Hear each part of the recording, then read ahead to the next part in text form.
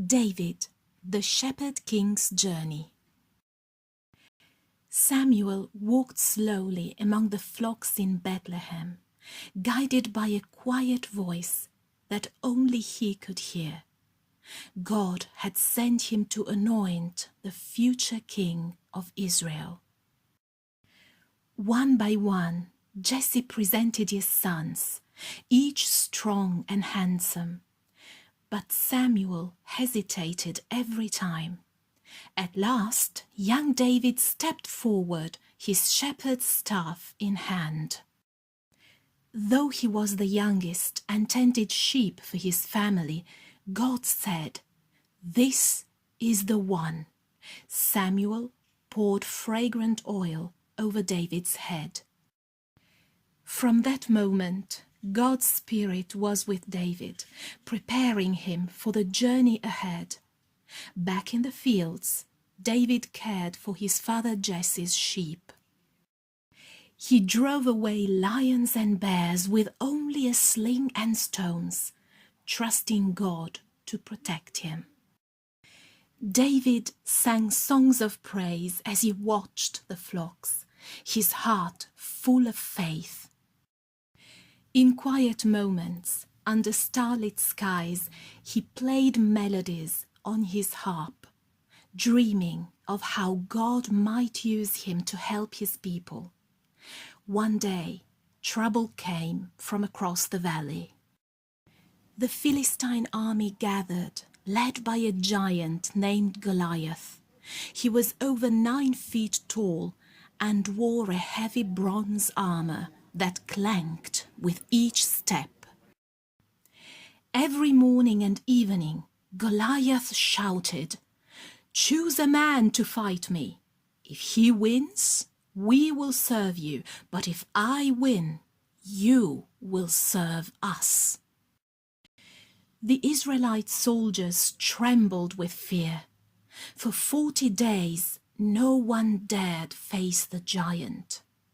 David arrived at the camp to bring food to his older brothers who were soldiers.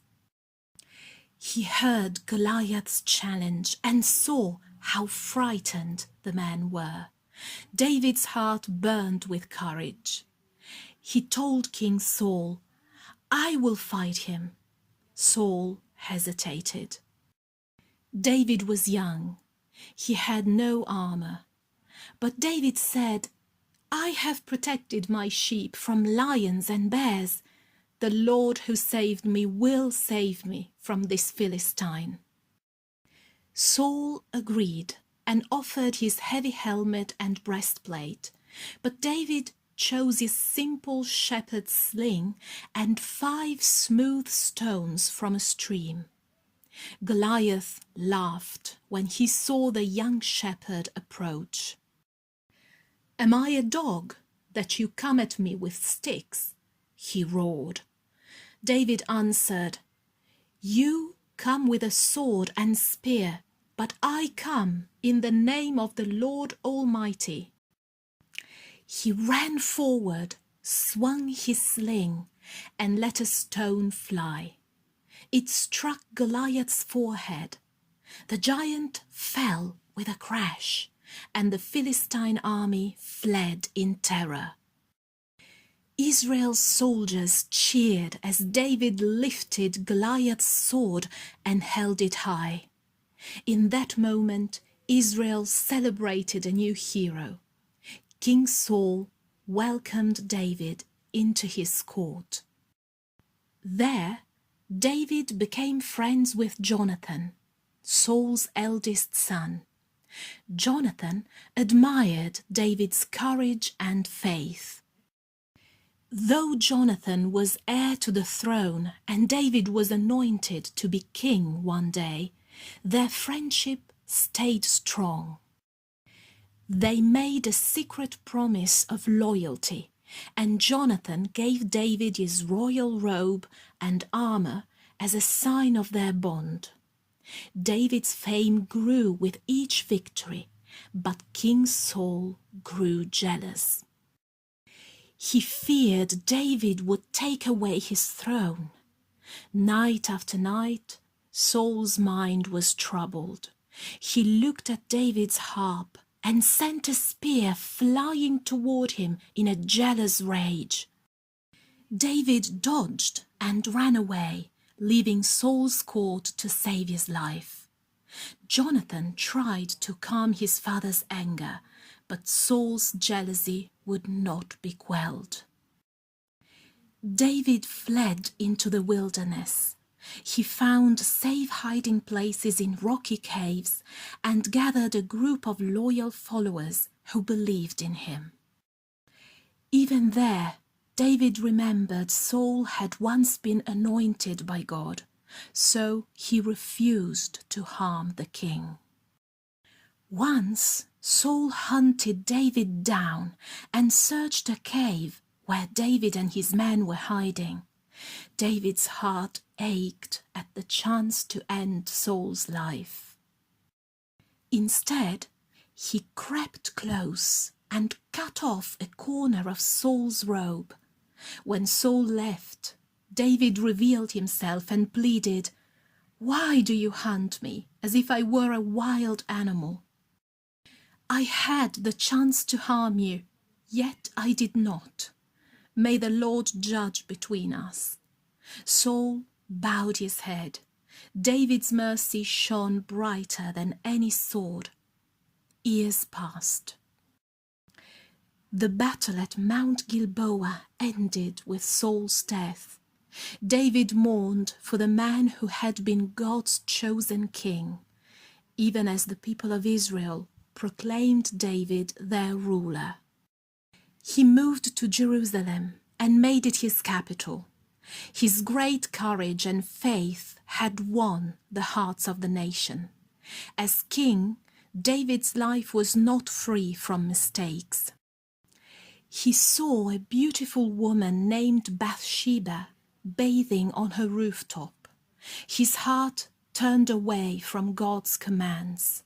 Bathsheba became pregnant, and David tried to hide his sin. He ordered Bathsheba's husband Uriah to be sent to the most dangerous part of the battle, hoping he would not come back. When Bathsheba mourned her husband, David took her into his palace as his wife. The child that Bathsheba bore died, for God's justice cannot be ignored. David grieved deeply. Then the prophet Nathan came to him. He told a story of a rich man who took a poor man's only lamb and cooked it for a traveler. David was outraged. "That man must pay," he declared. Nathan said, "You are that man." David fell to his knees. "I have sinned against the Lord," he cried. Nathan replied, "The Lord has taken away your sin. You will have peace, but the sword will never depart from your house." From that day forward, David wrote songs of repentance and praise, teaching God's people how to seek forgiveness. David's son Absalom grew up handsome and clever, but pride filled Absalom's heart. He won over the people of Israel by flattering them and promising justice. Soon Absalom declared himself king in Hebron, and David fled in sorrow. Night after night, David wept as he rode away from the city he had built. "Oh, my son Absalom," he cried, "my son, my son." In the battle that followed, Absalom's hair got caught in a tree, and he was left hanging. Even while Absalom lay there, David's heart ached to see his son suffer a terrible end. David returned to Jerusalem, mourning his losses and trusting God's unfailing love. He had been chosen by God as a shepherd, a warrior, a friend, a king, even a sinner. Through every trial, David learned that true strength comes from turning to God, through courage, through mercy, and through a humble and repentant heart. And so his story became a guiding light, reminding everyone that no matter who we are, God can use us for great things when we walk in faith.